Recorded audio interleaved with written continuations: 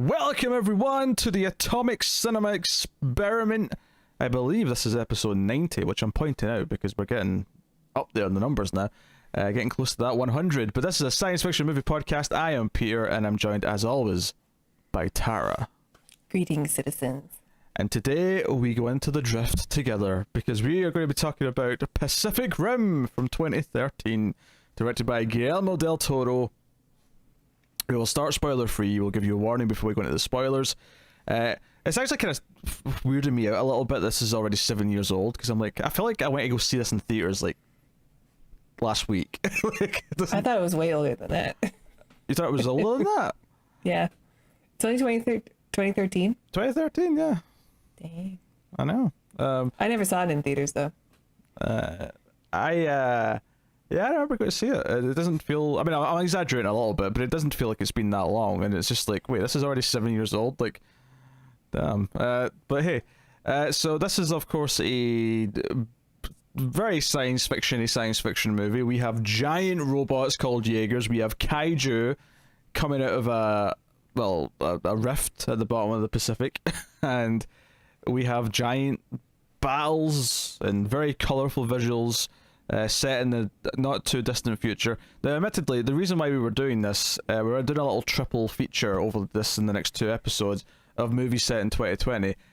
We have to admit that Google failed us a little bit here because this is set in 2020, and that is technically true, but only the opening sort of prologue scene, and not the rest of the film, which is set in 2025. Like, Oh, well.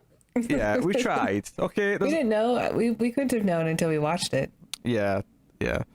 I mean, there was a sort of moment where it came up saying 2020 in that opening, and I knew it was going to jump ahead some years, like very quickly, and I thought, do I just stop this now and tell Tara and we can divert? Do a different movie.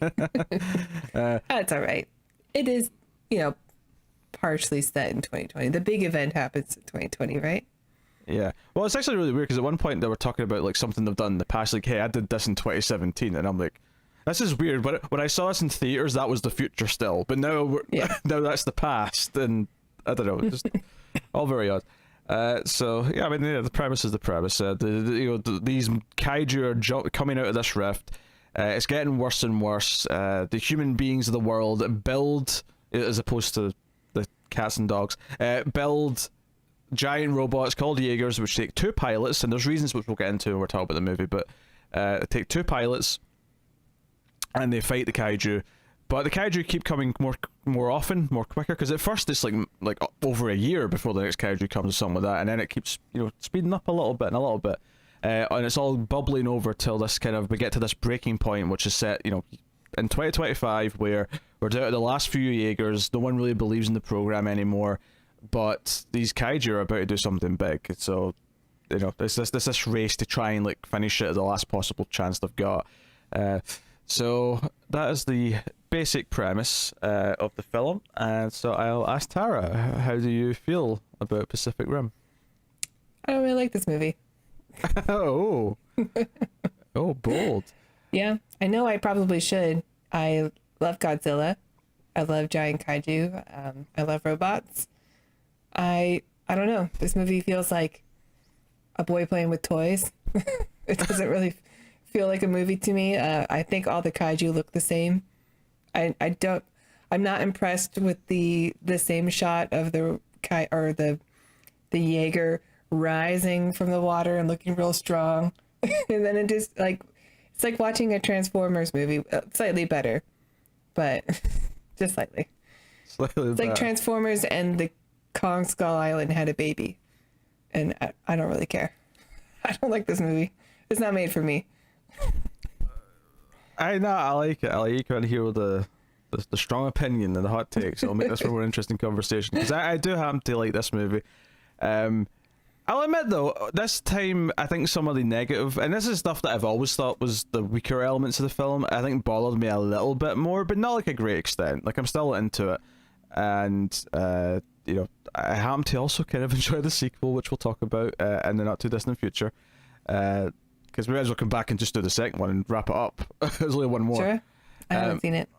But yeah, Honestly, if I was to sum up, the problems of the film kind of in a summary, it would just be, well, Charlie Hunnam and anything revolving around him and his drama of finding a new co-pilot. The first half was a little bit of a slog because of that plot. For me, though, once you reach about the halfway point where I'll just say the Hong Kong fight kind of comes into it, from then on, I'm pretty into it. And I'm kind of... Hey, maybe a boy playing with these toys is why I'm into it, and it appeals to me in a lot of ways. But I think it's pretty well shot. I love how colourful and vivid it is. I think the action is pretty solid and well done. It's big, it's pulpy, it's actually easy to follow what the action is. I think that comparison with Transformers stings a little bit, because I should like Transformers too. There's no reason why I shouldn't like a good fun, not necessarily a super deep movie, but like just a fun Transformers movie should be a good time. The problem is that Michael Bay has to cut around and do all these weird close-ups with really complex robots, but at the end of it, you're just like, there was lots of things flashing by very quickly. I couldn't tell what was going on. And this, like, I can always follow the fights, and there's actually sort of, big popping moments. And the moment in the trailer that stuck out before I even saw the movie, and it still pops me in the film itself, is, wait, is that Jaeger carrying a ship? Oh, it's going to use the ship as a bat. Why wouldn't it do that? I think this movie fails at the scale. Like, it still feels like a lot of heavy CGI that I'm watching, or like a man running around and there's a toy truck and I'm not seeing like an actual truck and that thing is just really big. I don't know. I have that overwhelming sense when I watch Godzilla, or even like Rogue One, from Gareth Edwards, because I think he's really good at making something big, like massively. Like, this is otherworldly big, and like I feel small when I watch a Godzilla movie. In this, I just see toys playing with other toys. Like that ship moment should get me excited as well, and it doesn't work for me. I mean, I think it's an unfair comparison to compare it to 2014's Godzilla, because I would agree with it's what a year after. Well, no, but the reason why I think it's unfair is because I think that's exceptionally good in a way that most things aren't good at conveying scale. So what you're saying about this, I think, equally applies to most things that are dealing with like similar ideas, I would say. Well, okay, sure, but I mean, even the original Godzilla, I get that a bit better. The original, sure, but like after the original, like everyone that came after. Yeah, that's what this Not so kind much. of feels like when I watch. I don't, maybe I'm being unfair or cruel, but I just see a CGI fest on screen with kaiju that all look the same. Like I don't get excited about a level 5 or a level 3 because they look the same to me. They don't look any more or less dangerous. I would disagree with them looking the same. Not so much the difference in categories, but more that there's a couple of distinct ones that stuck out to me throughout. They have different shapes and like sort of like body features. We'll get into it in spoilers properly. Sure, but they don't look any different from like which one is Ghidorah or Rodan or Mothra. Like they all have very distinct looks. I want to go back to something else you said though. You're talking about like this being more like one of those Godzilla sequels, and I don't think that's like against what is the point here. I feel like this exists because Del Toro was a fan of those movies. Oh yeah, I watched through the credits, and at the end it says like this movie is dedicated to Ishiro Honda and who's the guy that Ray Harryhausen? Harryhausen. Yeah, Hauser's a guy. Hausen, yes. Yeah. Like I think it's kind of going for that fun vibe, and it wants to be. It doesn't want to be taken too seriously, and it's not taking itself too seriously, I don't think. And I think it works on those levels. I mean, it's one of those things where I'm all for a kind of light, fun blockbuster as long as it's competent in a number of ways. And I think this is competent in those ways. Again, sure, Charlie Hunnam and the human plot. Not just Charlie Hunnam. I love Charlie Day. I love you know, what I've watched of It's Always Sunny. Admittedly, it's been a while since I've watched that show, but Charlie Day is a standout comedy actor for me because of his role in that show. But in this movie, like, it's like a step above 1998's Godzilla. Yeah, I actually have more of a problem with the other guy, Bern Gordon's character. Oh, the two of them together are like. There's a moment where they eventually sort of like put their differences aside, and because he's an English actor, Bern Gordon, but he's doing this like extra, like, he's going over the top with the voice, and there's a point where he actually says "by Jove," where, and I'm just, did he just say "by Jove"? Did he actually say that? That would be like, I don't know, what's the equivalent of like, it would be the equivalent of like an American character saying "golly" in like 2020. That's kind of like just how ridiculous it would sound. I think this movie is a 10 out of 10 to any like 8 to 15-year-old boy. But if you're out of that age range, then you probably, I don't know. I don't think this movie is meant for anyone outside of that. And if you're able to channel your inner 12-year-old boy, then you probably would enjoy it. Hi, I mean, I run a comic book podcast. I think I inherently can channel that quite happily.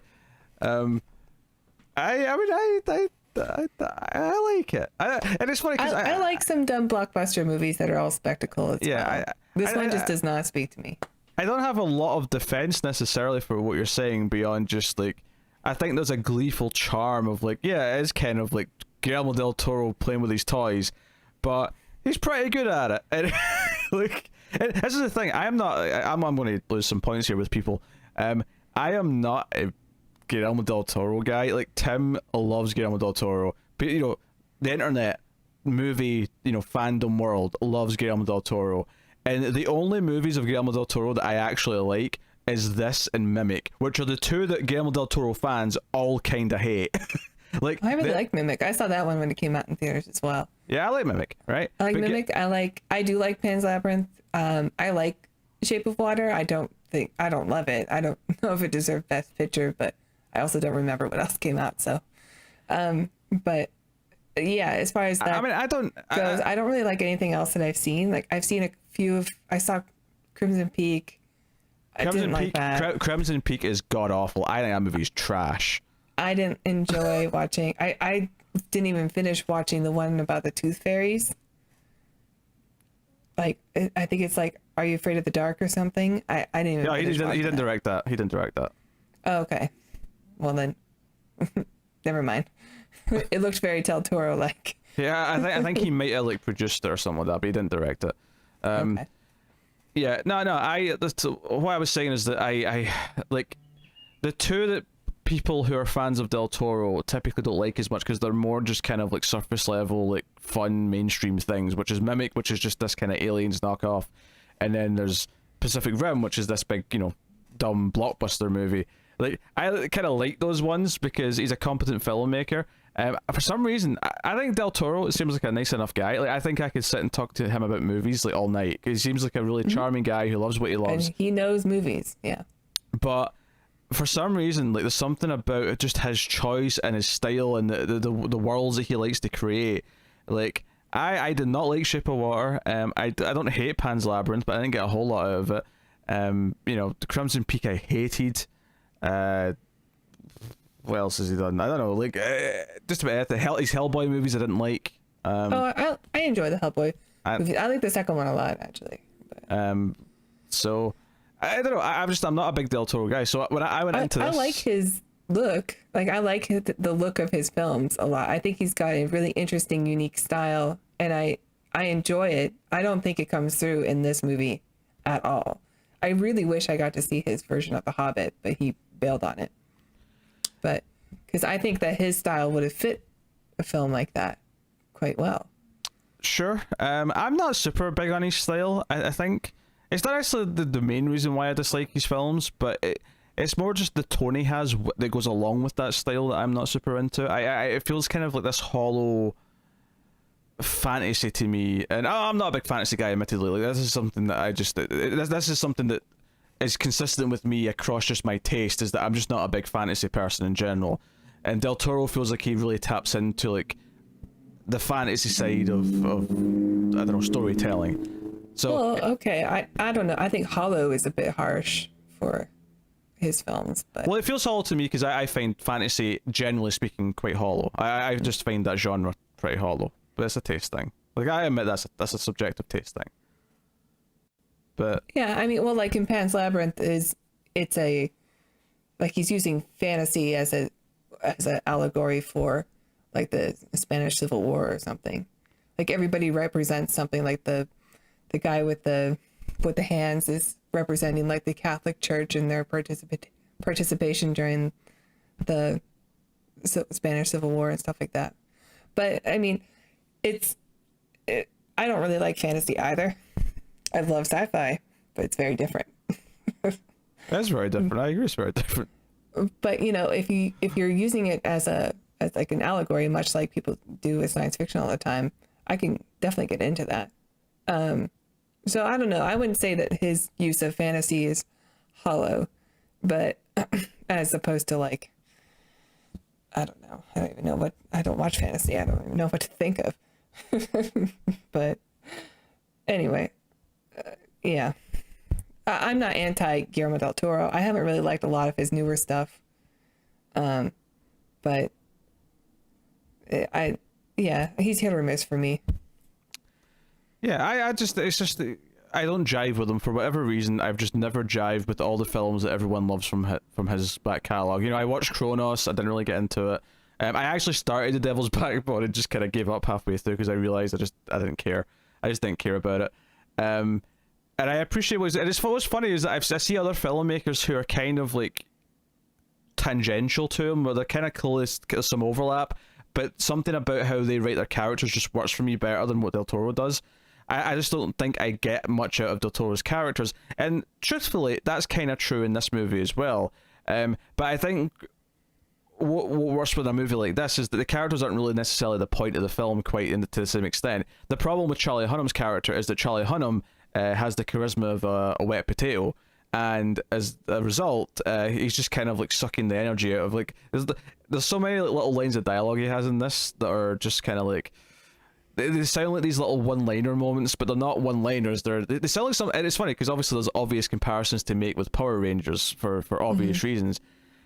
And there's a lot of little moments in this where he'll shout something to his like co-pilot or something. He's like, you know, we got this. Now power up. And it sounds like the sort of thing when it'd cut to one of the Power Rangers when they're doing a pose and they just say something like while all five of you saying something one after the other that means nothing.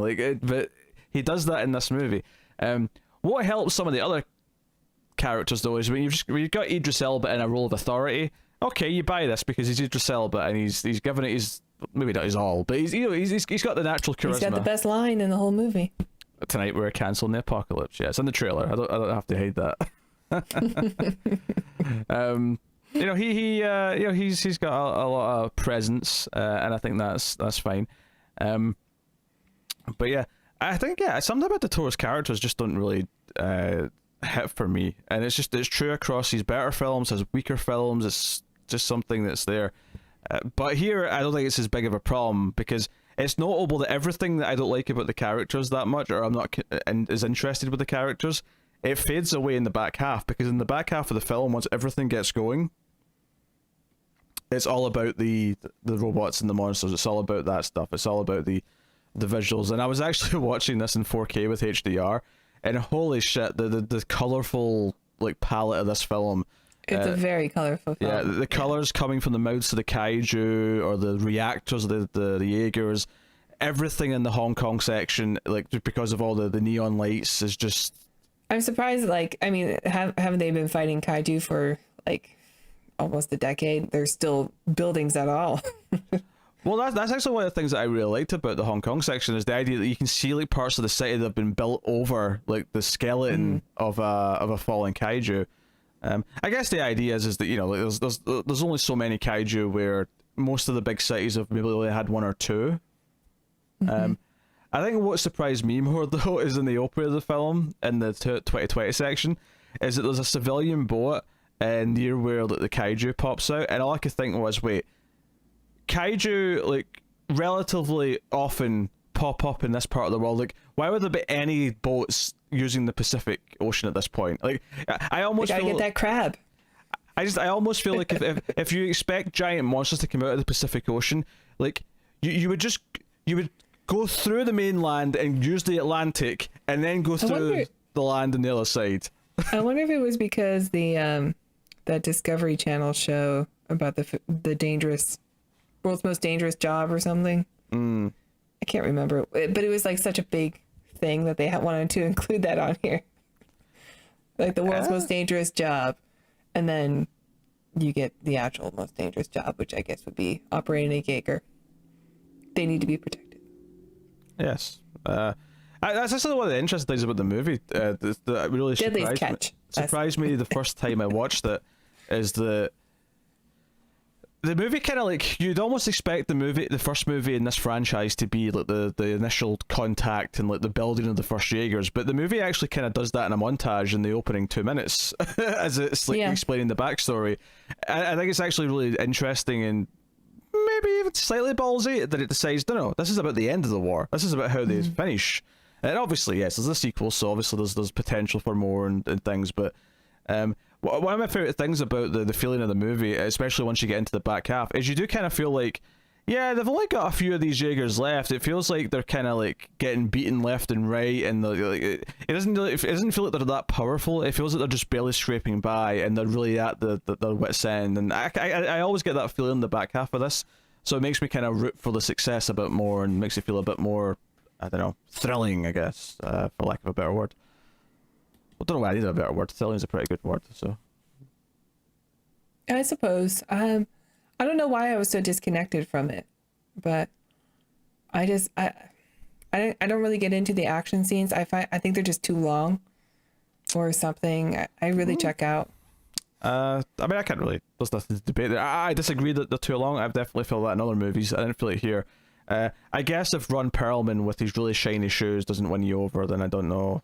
But like he's actually probably the most interesting character in the movie. Like, I don't mind him so much because it gives me something to like. We're like, what's this now? This is unusual. There's a lot of mythology packed into the movie, a lot of ideas about what this world, how it functions now because of the kaiju. Because his character, of course, is this black market dealer who like deals in like selling the various parts of the kaiju that he's stolen, like the meat, the blood, the brain, even the shit he mentions is really good for fertilization. He can do a whole farm, a whole field can get fertilized with one little sprinkle. It's interesting to know that kaiju have to poop. Yeah, where's the Jeff Goldblum scene in Godzilla where someone finds his pail of shit and is like, that's one great big pail of shit? Maybe in the next one. You shook your head at me as if I was like being such a juvenile little shit for making that joke. That was a quality joke. We'll let the people decide. Well, I always say it's a quality joke. It's not that funny, but it's a quality reference, I guess is what I should say. I will not be lampooned for making a reference to Jurassic freaking Park. Is that just an automatic free pass? I mentioned Jeff Goldblum and Jurassic Park. There's no bad references to Jurassic Park. You may have a point. Does it exist? I retract my head shake. By Monday, I'll be accepting your apology. See? Also Jurassic Park. That's not the exact line, but this is more or less what Hammond says to the lawyer before they see the dinosaurs. Yeah, okay, we can start working through the movie then, and talk about some of the details, the deets, if you will. Is that what the kids call them these days? But I will take this time to thank our Patreon producer. You can shake your head at me for that because I'm a little bit ashamed of what I just said. It's more like a I don't know shake. Yeah, I'll accept it either way, to be honest. It was deserving that time. But I'll thank our Patreon producers for the month. So thank you to Tyler Hess, Cindy Palacios, David Sharp, Board Now, Al Treisman, Christopher Moy, Brett Williams, and David Brown. They are Patreon producers, meaning that they are $20 or more, over at patreon.com/MailFuzzTV. Why no? If you'd like to check out our Patreon page, it's patreon.com/MailFuzzTV. Why did you say why no still? It's part of my script. But I thought, I'll throw her, but not giving her the cue. I'll just sort of let it. I'll just let her jump in, as if we'll start the training so you can just naturally swipe in without me going. And way to cut me off, throw off my natural rhythm. It's because you started, and I just sort of like didn't think about it, and then a second later I realized you still said, "Why no?" I'm like, wait a minute, I never asked the question. Well, yes, please check out our Patreon page. It's patreon.com/MailFuzzTV. And if you donate as low as $1 per month, you will get access to bonus episodes of The Ace that are not available on YouTube. You can check out your favorite B movies that we review, including the Transfer Saga, Free Jack, Time Cop, Judge Dredd, all sorts of Mystery Science Theater adjacent films. Please check that out for $1 a month. Thank you. Yeah. I mean, I think the one warning is that we try such, Z-level movies that there's a couple that have turned out to be really bad episodes because there's like almost nothing. But you get to learn a lot about us in those episodes. True. But no, what I'm saying is that there's a couple that turned out really bad, but then for everyone that turned out bad, there's a Your Hunter from the Future or a Rotor, which are delightful discussions about movies that are at that level. So, there's a balancing act there. You should watch Rotor again. That's a good movie. Do you know, the only scene that pops out in my head when you say Rotor is him standing in the diner and someone trying to kung fu him, just randomly. Just this random character. I like the demonstration to like the executives of Rotor, and it's just like this stop motion robot dancing with all this disco lighting behind him. See, this is why you should go to Patreon and spend $1. In fact, one thing that I always like to emphasize is that if you do support us for $1 on Patreon, that is more than we would make from you watching every single video we put on the channel a month. So, well, we put out a lot of stuff. Yeah, so I'm saying $1 is a lot, but that said, if you can, just hit the like button. Liking is super important, and it'll help us find more audience members. So that's all the pitching to the middle. And I said pitching, not bitching. I realized it sounds similar. Thank you for that. Anyway, yeah, Pacific Rim spoilers. Full spoilers for Idris Elba and his adoptive daughter, who is going to be rift compatible with Charlie Hunnam because he can't go with his brother anymore because his brother got deadied. Are you doing like a whole summary? I don't know. I started to get through this really quickly because I'm all for that. I started somewhere and went back. So yes, I get it. You don't like the movie that much. I know, but we have to give the same attention to every film that we do. Okay. For the integrity of this endeavor. Okay? I think that's important. You do your thing now. My thing. Okay. Tara, tell them about the intro. I don't remember. Okay, that's not my thing. That's your thing. So I do the Patreon pick, and then I give very concise thoughts about how I felt about a scene, and then we move on. And you do the rest. So there's a lot of mythology at the start in the explanation. Some things that are quite interesting. One is that these pilots for the Jaegers are treated like rock stars because they're kind of the heroes now of like everyone, because they're saving people. Because one of the details that I like is they mentioned that the first kaiju they did take it down with like tanks and planes and stuff, but it took like a week to kill, and like thousands of people died in the chaos, in that time that it took to actually kill the thing. So I was like, okay, so that's why we have to come up with some new method. Would it have been cool if it was Godzilla? You can't start with Godzilla because that means all these kaiju that are coming later that are generic looking are technically better than Godzilla. I don't know if I can jive with that. That's true. I don't know if I could drive that. Especially But it would have been like, remember in Tokyo when this happened and it took a week to kill? I mean, if they allude to it without ever showing them, I was like, yes, it was in Tokyo. There was the giant one that was kind of lizardy. We didn't have cameras back then in 2011.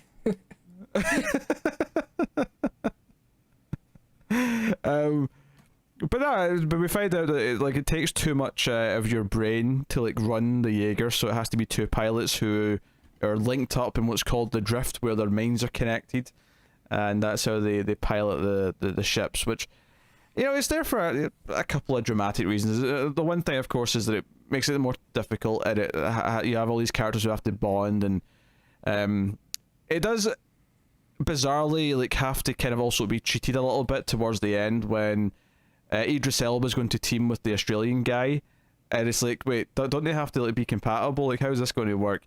And they kind of just try to like give you a quick reason as to why this will be okay. It's okay because Idris Elba's good at this. He knows what he's doing. It's fine. Just roll with it. Just roll with it. He has respect for his father, so that's why. Yes. But so we get these ideas, and the like all this stuff's introduced before we meet Charlie Hunnam and his brother, who get called out. They save the fishing boat, but the Jaeger, or sorry, the kaiju rips off an arm and then rips the brother out, and Charlie Hunnam like pilots it back to shore on his own. He does kill the kaiju first though. He single-handedly kills the kaiju with his arm blast thingamajig on the Jaeger. Gypsy Danger, I believe, is the title of they all have names. Yeah. And Tara will get a bonus point if she can name me one other Jaeger. Well, Crimson Typhoon. That's good. I actually couldn't remember any. I was just hoping that if you said one that was right, I would like, oh yes, that sounds familiar. Because it's close to Crimson Tide, which is a movie I love. Tara's like, can I redirect this conversation over to Crimson Tide? Is Let's that talk possible? about Tony Scott and his relationship with Denzel. We're going to have a bonus thing for patrons later this month that is just us talking about a Tony Scott movie with Denzel Washington in it. With Denzel. That was the vote. Yes.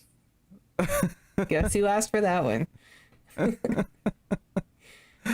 Oh dear. For those of you who don't know, the premium vote, the $10 tier, which is usually Streams versus Ace, because Tim's going on paternity leave, it has to change.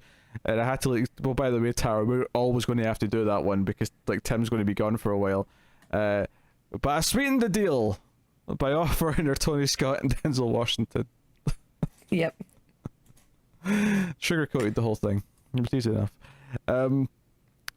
But obviously the main movie comes into it when we're right at the end of the war. It's 2025, and Charlie Hunnam gets recruited to go and like be this last group of Jaeger pilots because there's one final assault that they're going to try and do to close the rift. Which they do mention repeatedly throughout the movie that they've tried it multiple times. Like they've done this before and it's not worked. And Hunnam's like brings this up. So why are we doing this again? Like we have tried this. They never it bounces stuff off. Do you know what's so funny is I actually talked to Connor about this movie before the second one came out, and I'd forgotten I'd done that. And the reason why I remembered it was because in the last like 15 minutes of the movie I had a thought, and I had that thought the last time I watched it, and I spoke about it, and that was why I remembered. Oh wait, I've talked about this movie already. Oh, I see. Because there was a moment towards the end where I'm like, you know what? There's a lot of odd parallels with Independence Day. This is very Independence Day. Yeah. There's a lot. I saw it. Not just because he makes a speech, which is obviously like correlate to the today we celebrate our Independence Day speech. I do think tonight we're cancelling the apocalypse has a cooler ring to it, but it's just me. That's because you're not American. But you guys are a little bit bitter about the whole independence thing. Oh yes, I care so deeply. I knew it. Technically, you're Canadian, so what are you talking about? I'm an American. Not proud, but I am. I'm a closeted American. I'm both. So, whatever I want to be. This week I want to be Canadian, though. Is that Is that because you saw Kanye on the ballot and thought, oh no? Kanye on the ballot. Ugh, so embarrassing. Yeah, but yeah, so no, all the Independence Day parallels, like you have someone who, you know, we're in spoilers here if I didn't make that clear, but you know, we have someone who has to sacrifice himself. We have like, there's a moment where like when Hunnam goes in to like drop off the Jaeger to blow up to like close the rift, where he sees like one of the real aliens, because the kaiju are kind of like made, they're kind of like bioweapons that are made by this alien race, and there's a moment where he kind of looks at and does he give him the finger? No, but I really wanted the Jaeger to do it, because it would just be like, of course it would be there. Yeah, but no, it's just I was glad that I didn't see it, but at the same time, like, well, yeah. I was expecting it. It's just, it's the way Hunnam kind of looks at the alien kind of before he leaves. It reminded me a lot of Independence Day when Will Smith and Jeff Goldblum sort of like go, hey, is before they... Well, even the aliens kind of look like them a little bit. There's a lot of Independence Day. There's also a bit of Top Gun in here.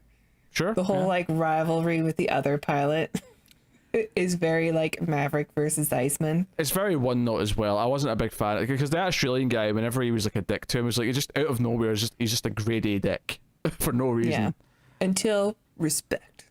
Until the respect, because Hunnam saves it. Because that's the thing, Hunnam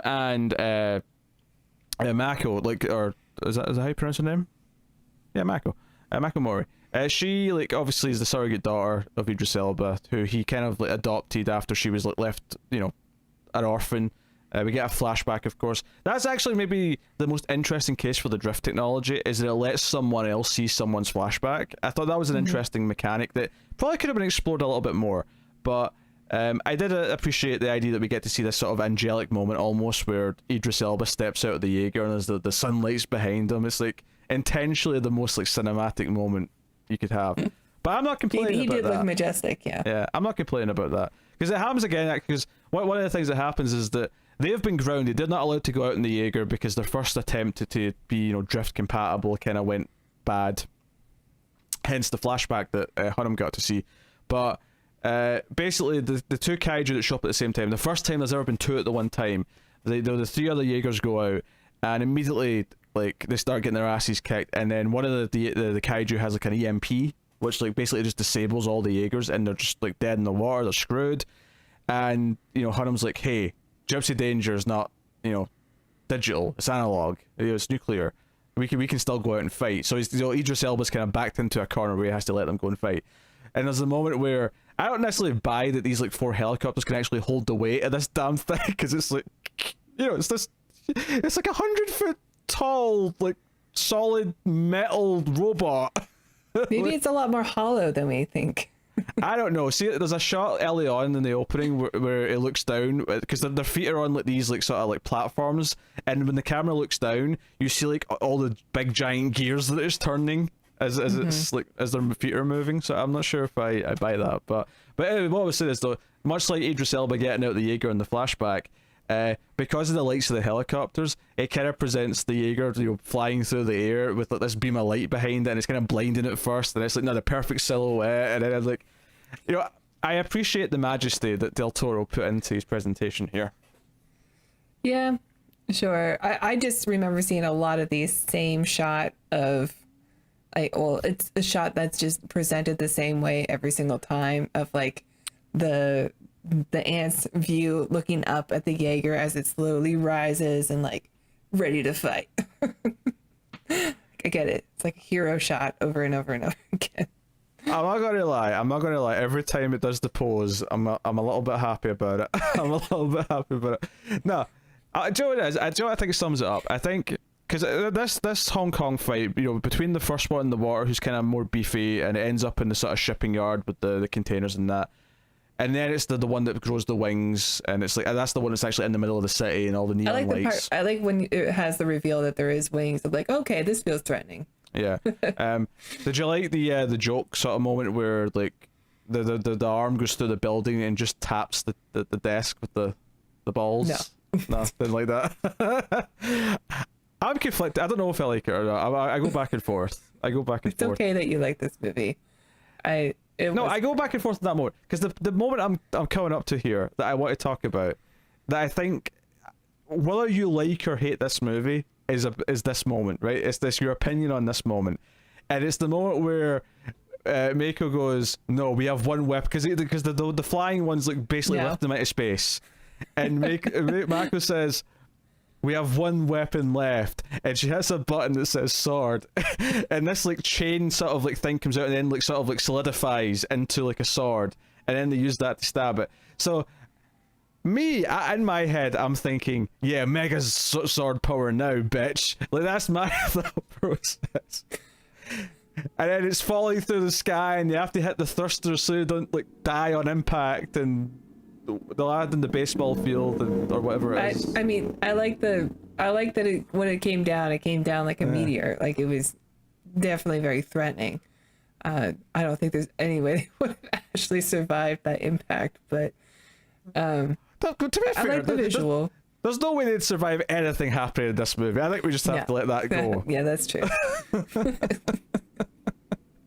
I will say the one thing that hurts the movie a little bit in terms of the action, even though I still like a lot of stuff that happens afterwards, aside from the fact it's a bit too close to Independence Day, is that because it all takes place underwater, it's a little bit awkward to see. So it makes the Hong Kong fight, I think, the easy highlight of the movie. This like 15-20 minute section of the Hong Kong fight between both like monsters is easily this is the best part. This is the part that we all, well, not we all love. Tara clearly isn't as hot on it, but those of us who like the movie, this is the part that we all love. This is the part that just nails it. Does Charlie Hunnam's character really not know that they have a sword on Gypsy Danger? There's a big sword button. It's an improved feature that's been added because this is the first time he's been fighting in this, since his brother died. But they share a mind. Like, why would it be a surprise? Because she's not been thinking about it. She's not thinking about it constantly. She's not thinking the whole time, oh, I can't wait to use this sword. I'm so excited about this sword. I think it's interesting that they even have to like speak to each other if they're sharing one mind. That's just for the audience. Yeah. That's just called what it is. It's just for the audience. Look, I'm not saying this isn't kind of cheesy and it's not got its like tropes and cliches and all these things. It does. But I think it's wearing what it is on its sleeve. It's not trying to pretend to be anything that it isn't. I understand, and I mean there are plenty of blockbuster movies that I will apologize for, but yeah, I don't know. I just do not connect to this one. Yeah, the cinema police were coming for Tara. I could hear them in the background there. Going to bust in the door. And I live pretty close to like a senior citizen community, so there's always ambulances. They're dropping like flies. I think they just fall a lot or something. I don't know. I probably shouldn't be making jokes like that in 2020, given that there's actually reasons why lots of people are maybe getting ill and dying, but it was meant in good faith, I promise. Yeah, we should probably talk about Charlie Hunnam's like thing. It's actually a very important part for the sequel, to be honest, this plot point, but he basically decides that he's a bit of a fanboy. He loves kaiju, and he wants to like drift with like the brain that he's got of a kaiju. Oh, Charlie Day. Did I say Hunnam? Sorry, slip. Obvious. I mean, it's obvious why I made the slip because there's two Charlies. Right. Yeah, Charlie Day, the wild card, and he is a wild card in this. He merges with the kaiju brain, and it's actually Ron Perlman who like once he kind of like meets someone and hears what he's going to do, he's like, wait, you idiot! The drift's a two-way street. If you could see into their mind, they could see into yours. So it kind of makes him this target. Where the flying kaiju, he's not flying yet admittedly, but the flying kaiju is trying to get to him, and it's only obviously once the Jaeger shows up with the big ship as a bat that he gets interrupted in his pursuit of Charlie Day. But no, I like parts of this. I like the idea of the drifting with the kaiju and kind of the fallout of that, getting the window into the mind of the enemy, where they come from. It sort of reminds me of Edge of Tomorrow, which I think was after this, right? Or it's the president scene from Independence Day. That's true. And Area 51. Just to keep that going. Right. Hey, I'll say this. I think this is better than Independence Day. I don't know if that's controversial. We reviewed Independence Day already. We said it's kind of not held up as much. Independence Day is an example of a dumb action blockbuster that I still kind of like. It's very watchable. I think nostalgia saves that more than anything else because it's not that good. I mean, you're right. This might be better, and I just have nostalgia for that one, so I'll stand by it. I will say that I won't die for it, but yeah, you know. Overall, Independence Day does have a better cast because it has Goldblum and Will Smith, and it has Like Bill peak Will Pullman. Smith, yeah. Yeah. So I mean, it does have a better cast for sure. But you know, this movie I think just is cooler. And it's a really hollow thing to say about a movie. It is. It's not like a great like thing to say about it, but you know, it's fine. I kind of dig the. One thing I do like about the underwater section though is the setting off the nuke underwater, because I do kind of love the visual of like the bubble of air because of the blast, like, you know, throwing all the water. I have no idea if this is even in the realm of scientifically accurate, if this would actually happen with all the water. Like basically there's like a 5-second window where the Gypsy Danger is just sort of in air and there's like fish flapping around, and then the water comes back obviously because it comes back down. But I like the visual of that. Sure. Yeah, it's all right. It's these fight scenes are like what can I compare them to? I get it. It's tough. It's tough this is a tough conversation because I like it, but it's also not like a super deep movie where I can start to talk about why, oh, this is, you know, the themes that it's hitting, and this is why it's like speaking to me in this way. But at the same time, you don't like it, but it's also kind of a like we both like and dislike it for relatively simple, shallow reasons, I guess, is what I'm trying to say. So there's not much of a debate. It's just kind of, I think the power sword's kind of cool, and you're like, this is kind of stupid and lame. What are you, 12? Yeah, those are basically all my arguments. I'll stick off with the visuals. I do think the bright, colourful nature of the film, I think especially watching it in HDR for the first time today, I do think it pops. Like, it really pops. It looks good. The fights are just so, like, I mean, they go all over the city. And it just reminds me of, like, the end boss battle of, like, like Batman v Superman, or like Man of Steel or something, where it's just like this big thing happening in a hugely populated city where Actually, but every fight is like that. I'm pretty sure I've said this before, but I'm pretty sure there is far less destruction of the city in this than there was in Man of Steel, which is, I think, funny to point out, because this is giant monsters and giant robots, and I think Superman and Zod, there's far more collateral damage and casualties in that movie than this. I promise you. I think there's too many battles. By the end of Man of Steel, there's literally a miles-wide crater where a city used to be. There's just nothing left standing. Here, there's the odd building with a bit, cut out of it. Like, it's not. I mean, it slams through a building to get to, sneak up on Gypsy Danger at one point. One destroys the building. One building. Okay, I can't think. I'm sure that there's more. Just one with collateral damage. I like the detail when when Gypsy Danger grabbed the shipping containers, that there was stuff in them that was falling out when he hit her, or when he hit the kaiju. Oh, I called it her. Oh, she's pregnant actually, so I guess it works out. No, is it not the other one that's pregnant? Was it the flying one that was pregnant? Not really matters, but the one that gets chopped in half. No, I don't think so. Because the chopped in half one is the one that hits with the shipment containers. So that can't be the pregnant one, because the pregnant one, they have to put on like suits, like hazmat suits that go inside. The one that was after Charlie Day is the one that was pregnant.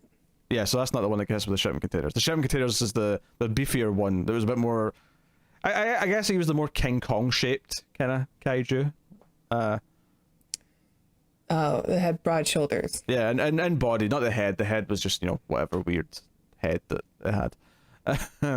I don't know. I don't really think there's a lot of monsters that look like these. Like I think the ones in Kong Skull Island look very similar.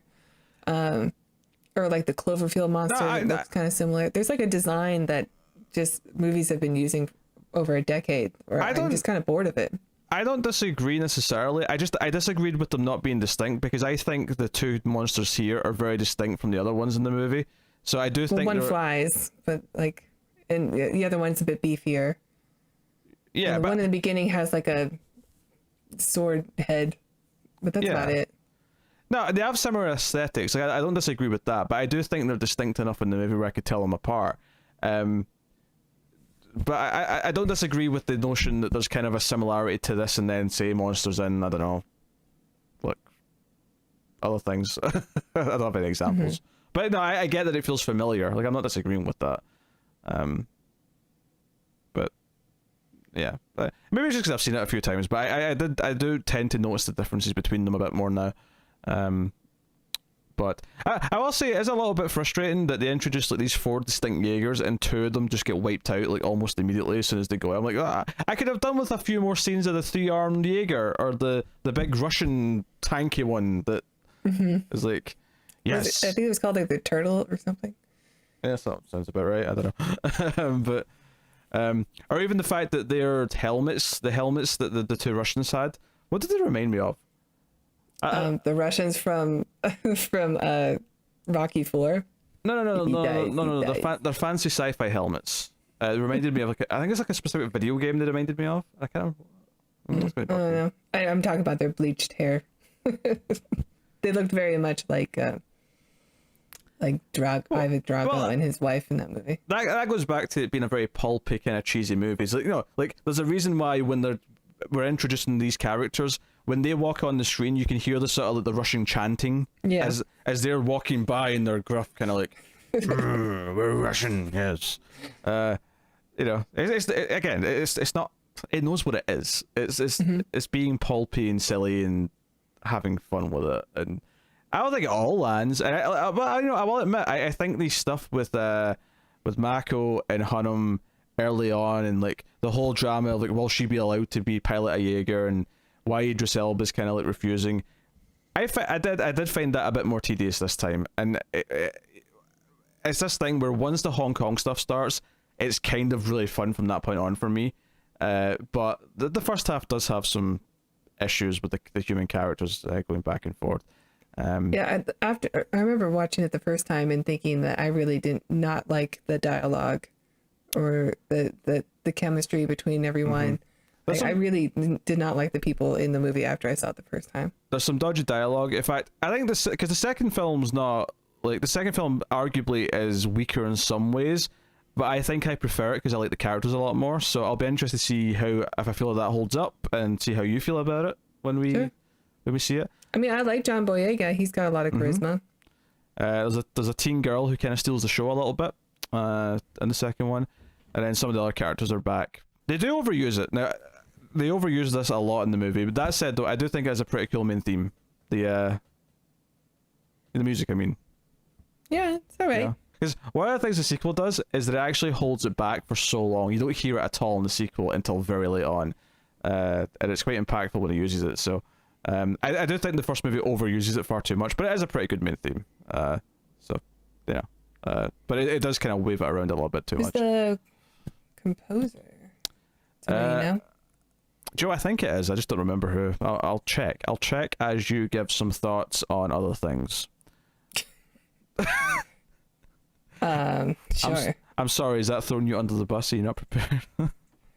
Yeah, I mean, yeah. The main theme is fine. I was kind of hoping that it would give me a little bit more emotion, like music usually does, for me to get me into the movie. I don't know. I know I'm so disconnected from this film. I know I'm in the minority. I know a lot of people love this film, and a lot of people I respect. I mean, not you, obviously, but how dare you? That sounds like a weird thing to correct you on, but I actually think you're wrong about being in the minority. I think this one's more 50-50. I think there's a lot of people who hate this movie, especially on the internet. I love this composer, actually. I'm mixed on the composer. I'm not like super into some of his other, even though his main theme for Westworld is really good. But it's great. But the stuff he did in the later seasons of Game of Thrones, especially, is so beautiful. I went and saw him at the Hollywood Bowl do like a Game of Thrones thing, and he did the theme for Westworld also while he was there. It was Much like the majority of the Marvel movies, his score for Iron Man is really lackluster, I think. But I mean, that's open to taste, one thing. perhaps. He's doing the Eternals.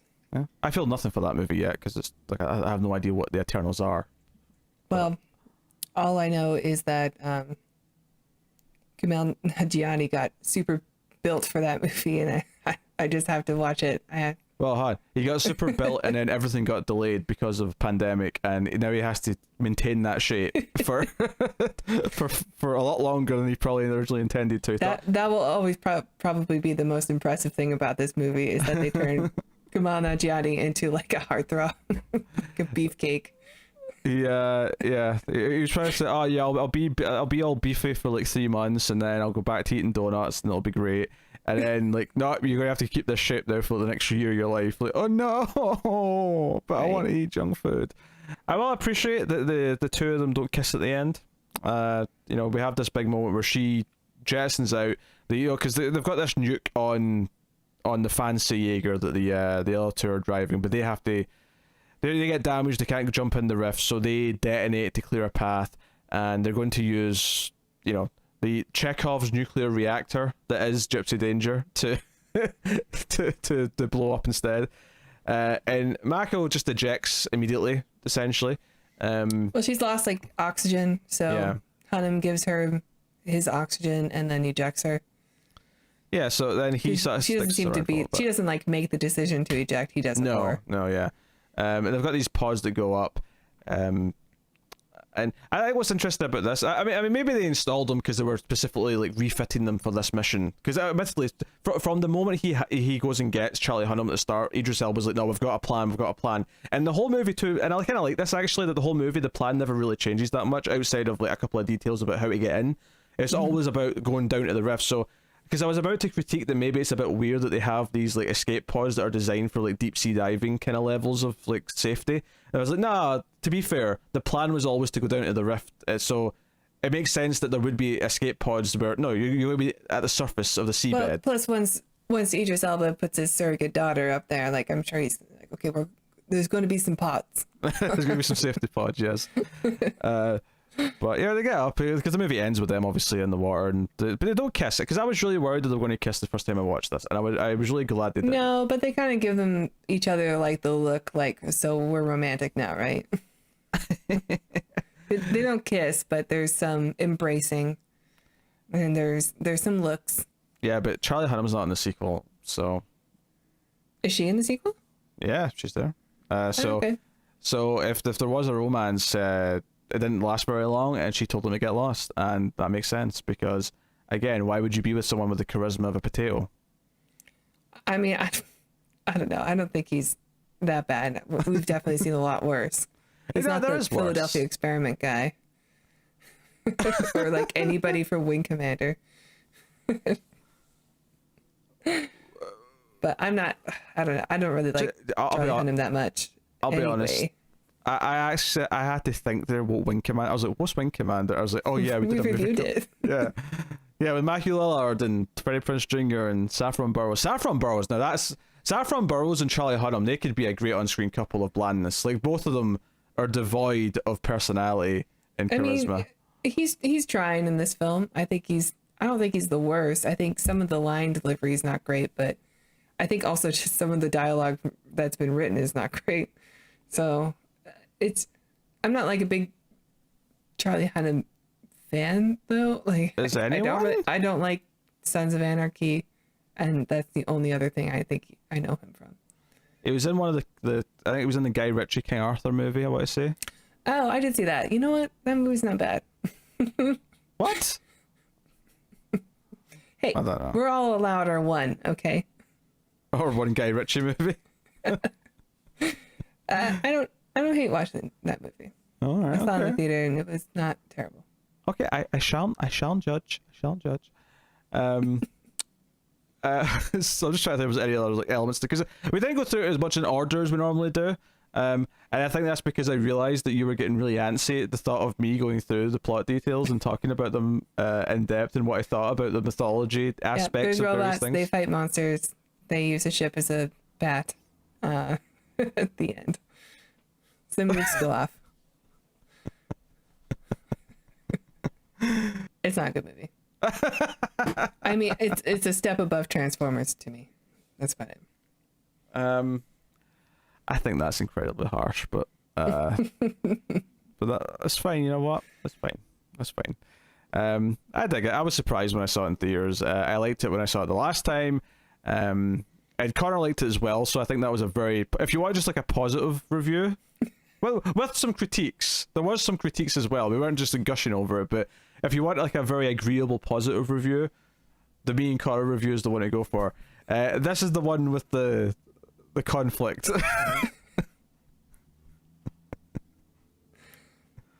I mean, most people I know love this movie. But they're also like 12-year-old boys at heart.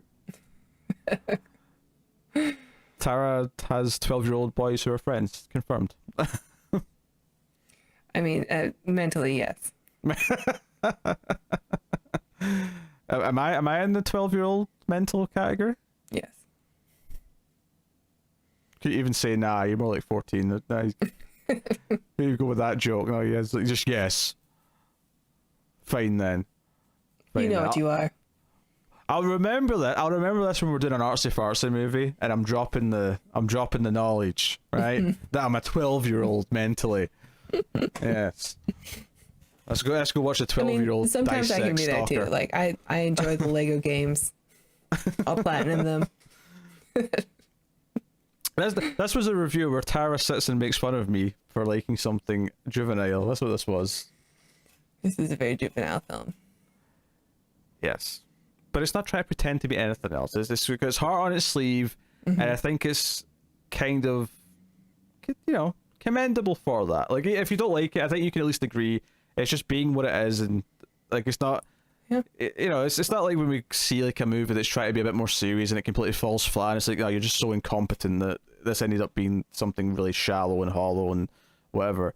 This I don't think feels super shallow in the sense that it's exactly as deep as it wants to be. So it's and intentional shallow is always better than incompetent shallow. I guess is what I'm trying to say. Well that fair? Is that fair? Okay. All right. Well, I'll put Tara out of her misery. Rate Pacific Rim. I don't like this film, but I see why people who are in like the target audience would really like it, would enjoy it. So I'm gonna give it a 5 because I know I'm not the target audience for this movie. Well, maybe, but I don't think it's the worst either. Like, I think it is like watchable, and it's just not for me. Yeah. It's a boy playing with toys, and I don't enjoy it. There's no layers here. There's nothing for me to enjoy. And even the like, check out Charlie Hunnam's hot bod moment is like, well, that was quick, and now I'm not into the movie anymore. Okay. Well, that one's clearly there for like the moms that had to bring the kids, right? I don't like it in this analogy. You're a mom and I'm a kid. Like, what is this? What is this? Just a little something for the ladies. Yeah, my score has been done a little bit. I'm actually gonna go give it a 7. Now I think. I think it's a good movie. I think it's good at what it's trying to be. It does have faults and stuff that stops it from being even better, but I still think it's pretty solid, and I still have fun and pop at all the moments that I've popped at before. And it's kind of stood the test of time a little bit because it's been 7 years and it's had at least 3 viewings out of me now, and I still dig it. I still have fun with it. So I would say, yeah, Pacific Rim. I do enjoy a lot of the world building, which we gloss over a bit in this. Mainly so Tara didn't want to kill me. Shut up. Okay. All right. We've been doing this over an hour. Like, what would another 5 minutes of world building explanation would have been? I'm pretty sure there was a good 5-10 minute tangent on Guillermo del Toro in there, but alright. It's fine, it's fine. It was a solid discussion with a lot of charm, I think. Okay. I think we're good. If you made it this far in the review, put the phrase juvenile into the comments. And you can, of course, also check out Tara's post for the thumbnail, which she's going to do in 3, 2, 1. No, your head's cut off. You have to lower it down.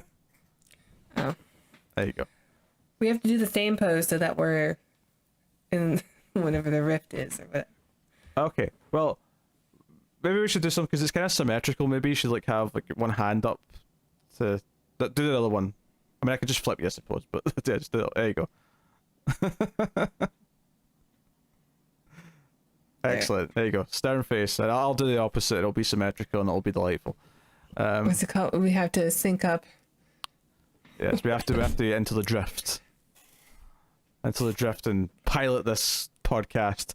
Yeah, so there you go. That's the show, basically, that specific rim. I will tell you what is coming next time on the Atomic Cinema Experimente. Another 2020 movie? There's another set in 2020 movie, yes. Not to be confused with films that came out in 2020. Although, admittedly, There weren't any. Yeah, I know. It's like the list is very short. Like, I mean, what's our options there? Like Sonic? Maybe, there's one coming out soon that I do want to do, so there will be a new 2020 really soon. Let's do it. By Cronenberg, but not that Cronenberg. Oh. His son. Huh? Yeah. Who may be good. I don't know if he's good or bad, but I've heard good things. Anyway, next up is Real Steel, which is another very lighthearted Robot movie. Robot blockbuster movie. Although this time starring Hugh Jackman, and I believe Evangeline Lilly is in that movie as well. I have not seen this film, but I know a lot of people who love it. Well, we'll see if you agree or disagree with them this time. I will not reveal my opinion. I have seen it. But I suspect you like it. It's about robots boxing. Just because it's robots doesn't mean I'm going to like it, right? There's plenty of robot movies I have disliked. Mm-hmm. May I direct you to Terminator 3 or Salvation or Genesis? Gross. Plenty of options of robot movies that I don't like, and possibly Real Steel. We'll find out. But that is what's coming in next week on the Atomic Cinema Experiment, and you can look forward to a few other things soon. We have a premium vote winner to sort of still check off the list that should be coming very soon. Mm-hmm. So look forward to that. Otherwise, we are getting kind of close to that. You know, I mentioned at the start of this is episode 90. So we do have a very special movie planned for episode 100, which will probably be in January. So look forward to that. Probably right at the start of January, actually, depending on the way the weeks work out. But that is pretty much us. I mentioned Patreon earlier, patreon.com/MailFuzzTV, so check out that. Make sure you like and subscribe and all that stuff on YouTube. Super important, helps us out a lot. Catch us on Twitter at mail_fuzz for channel updates. But otherwise, I think that's everything I have to promote. Oh, Tara, promote something else that they might like from MailFuzz TV. Well, if you enjoy epic science fiction long-form storytelling, maybe check out our reviews of Babylon 5. We are just getting started in season 1, and they are weekly, so please check that out. Watch along with us. Thank you. There you go. Boom. So that is us. That is the Atomic Cinema Experiment. So thank you very much for watching or listening. We always appreciate it. Keep watching Sci-Fi Guys and Computer at Salsa. We are canceling the apocalypse.